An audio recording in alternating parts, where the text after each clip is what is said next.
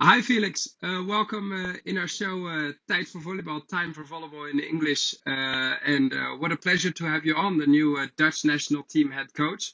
What is your feeling about being the new head coach?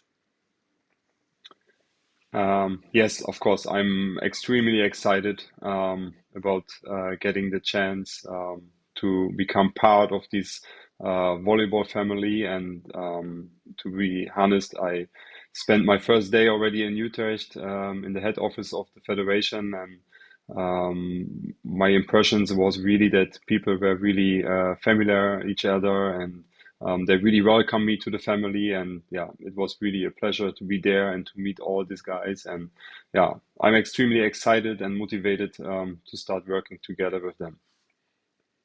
That's great to hear. And the Dutch Volleyball Federation, they chose you because of your international experience as a coach. You're been for a very long time at that as former parent. You've been also um, the head coach of the German national team, and they also said that you are have a good connection with Dutch volleyball players because you've had some in your team before, and currently this season Indy Bayens and Alice Dambrink. Those are the reasons they chose you a little, but what is the reason that you chose the Dutch national team?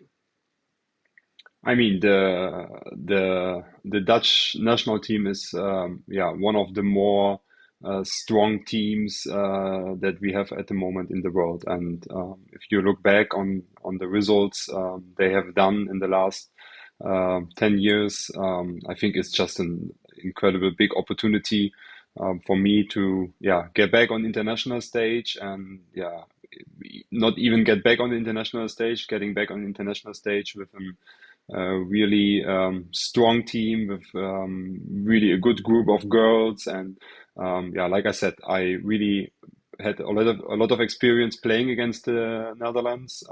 I had already the chance to play also some big tournaments in the Netherlands, and I always really enjoy also how was the fans, the crowd. And you can really see people love volleyball. And when this chance came up, there were no question for me, and I was just ready to run over and getting part of all that. Good to hear. And you're saying we have a strong team, a strong culture, and a strong history.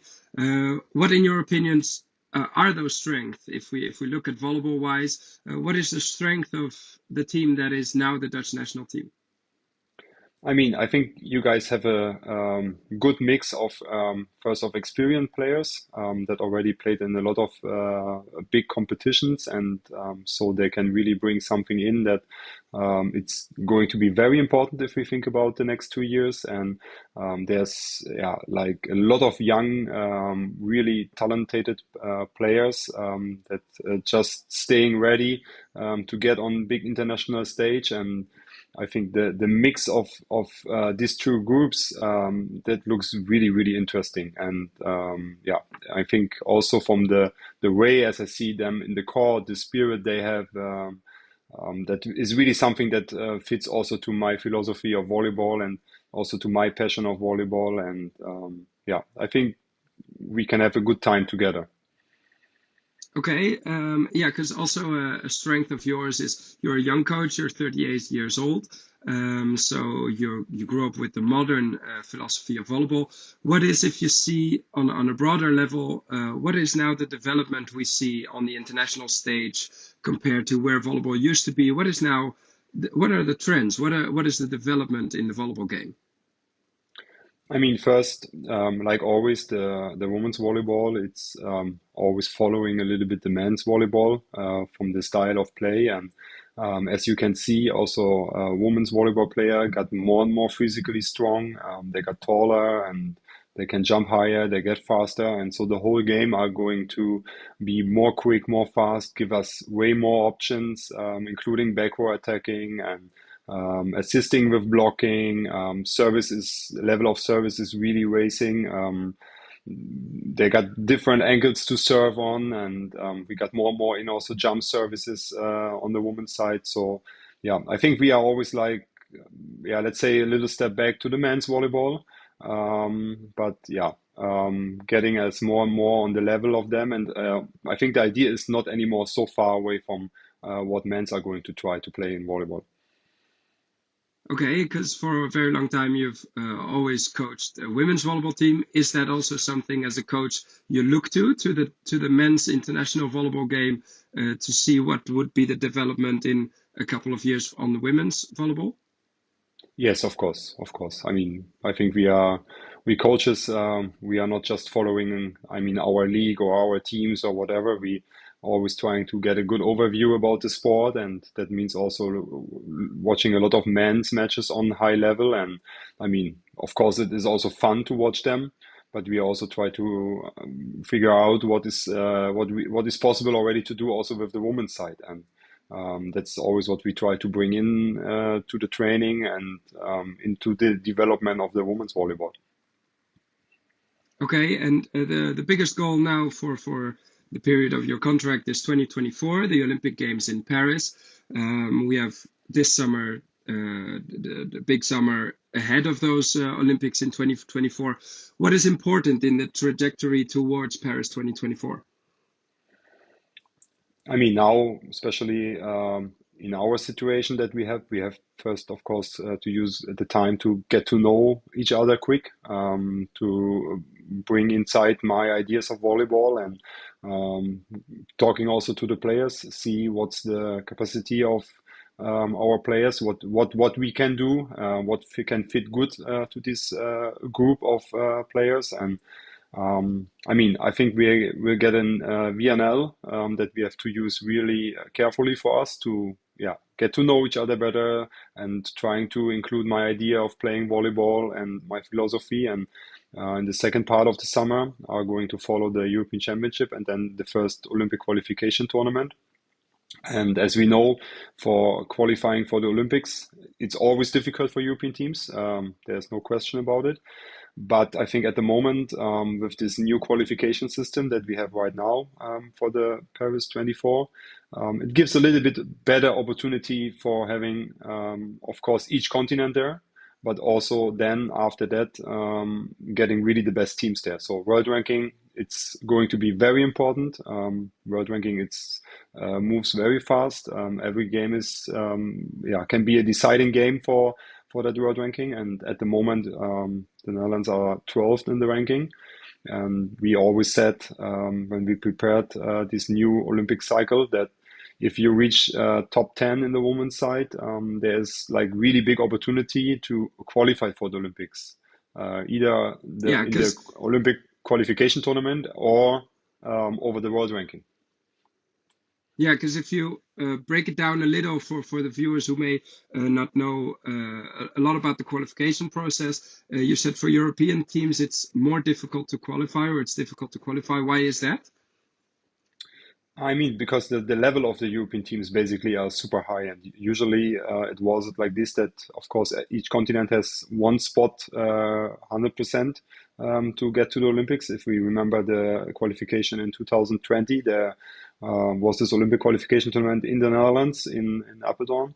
And there were like Germany, Netherlands, Turkey, Poland, so many good teams that really should be in the Olympic game tournament, but just one spot was left for these very good teams, and this time it's going to be a little bit different. So if you have a good position in world ranking, you have also really good situation to get into the Paris, and we have a lot of European teams in the top 12 world ranking at the moment. Okay, so it's important to get from the spot 12, which we're on, to get into the top 10. And for that, also the VNL and European Championship are important. Exactly. That can really help. Okay. And you've also been a head coach in Germany. How would you compare the German national team to the Dutch national team? A lot of Dutch players go to Germany abroad. It's often their first step, or they stay there a long time. So maybe there would be some similarities in a way that Dutch players can integrate easily into the German competition. But how do you compare those two national teams? Oh, that's going to be a dangerous question now. Going to compare them. because no, comparing Dutch and Germans, I think it's always a dangerous thing. I mean, I think we are not so far away from each other, from our mentality and our approach to sport. And I mean, I just got my first impression right now, and to be honest, my feeling was that especially the national team, the women's national team, are yeah, they have like a really high standard, high level of people are following in the Netherlands this team. I mean, of course, the country is a little bit smaller, but for example, in Germany, the national team sometimes seems not so important. Let's say like this, because there's so many different sports, and that's my feeling. My first impression was really that was already a difference. The attention from press, from media, was way higher than I experienced so far in Germany. And I mean, yeah, I think the league in Germany is good. It's like a good league to start a professional career. It's a very professional league in Germany, and the level is raising. Also, as we see this year in international competition, Champions League, the 3, 4 top teams from Germany, they're competing with the biggest teams in Europe so far, and that is really a good sign. And that's, of course, it's still something missing in the Netherlands, that also the women's league are going to raise. But this, of course, will be some of the projects from the federation to get a higher standard of the league, and to create a better league. That will be, yeah, I think this is one of the jobs also that has to be together with the national team. That is not only a league thing, that is also a federation and national team thing. And yeah, this is maybe where Germany is a little bit a step ahead of the Netherlands, that they have a little bit more professional league at the moment. But the professionality of the national team, I think, is a little bit higher in the Netherlands, what I experienced so far. And you'll probably be also busy thinking about which players will be on the team and in the selection on the draft. And we've seen in last year and also the year before that some big players have stopped. Some older, experienced players have stopped with the Dutch national team. Is it something the federation or you as a coach are busy with, trying to get those players back? Or is that a decision that is in the past and you have to continue with the players who are now on board? I mean, it's a little bit both, to be honest. Of course, I'm going to talk to a lot of players, and maybe also some players that were not playing that much anymore for the national team in the last summers. But of course, we still will. I will talk with them. I want to see what their thoughts are about the national team, what their thoughts about playing internationally, because still, like I said in the beginning, there's some experience that can be very important, not only to qualify for the Olympics, also to raise the quality of younger players together. And in the same time, they showed up especially in the last 2 years, that they have some really great talents. And yeah, I feel it's a big pleasure. I have also two big talents in Schwerin, and I have the opportunity already to get to know them and to work with them, and that shows also there's really like a bright future for the Netherlands, for the Dutch national team. So I think it will be a little bit a mix. We will talk to them. I will talk to them. We'll see what their thoughts are, how their motivation is, and then I think we will see what comes out in the end. But of course, a lot of talks, communication that's starting now and going on now. And I think in the end of February, we will have already a better overview what's going on then. Okay. Yeah, because we mentioned them before. You talk about two talents, Alice Dambrink and Indy Bynes on you, the opposite and a middle player. If we look at your club, you're at SSC Palmberg Schwerin. You've had a history of being at the top of Germany. How is this season going? It's going good so far. We competing still in all 3 competitions. We qualified for the cup final in a Furling match, winning 3-2 in Stuttgart. That maybe is from the paper the best team at the moment in Germany, and yeah, the league is pretty close.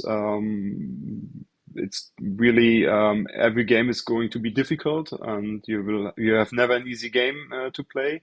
So that makes the thing really exciting also for fans and spectators and players and coaches. So this is really a good thing. And still also in the European Cup, we are doing good. Of course, we are facing at the moment a very strong team from Italy, Scandici, with many stars in their row. But still, there we were last week playing there, and it was a really tight 3-2 match for them. And this week we are going to play them at home. So we'll see. Maybe we got an opportunity. But the good thing, and that is for me important, that my team already showed that they could play with them on that level, and that is something very important. Good to hear. Nice to hear.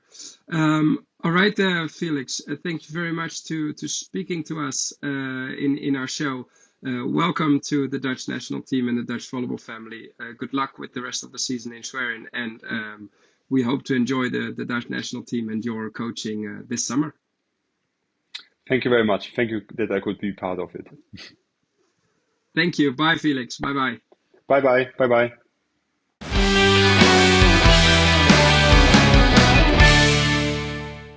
Als vaste supporter kun je vanaf nu je petje afnemen voor Tijd voor Volleybal. Met een tientje steun jij onze show en krijg je toegang tot onze exclusieve content. Met heel veel tientjes kunnen wij deze show blijven maken. Dus neem je petje af voor de show en steun ons. Ga naar petjeaf.com/tijdvoorvolleybal en steun ons programma.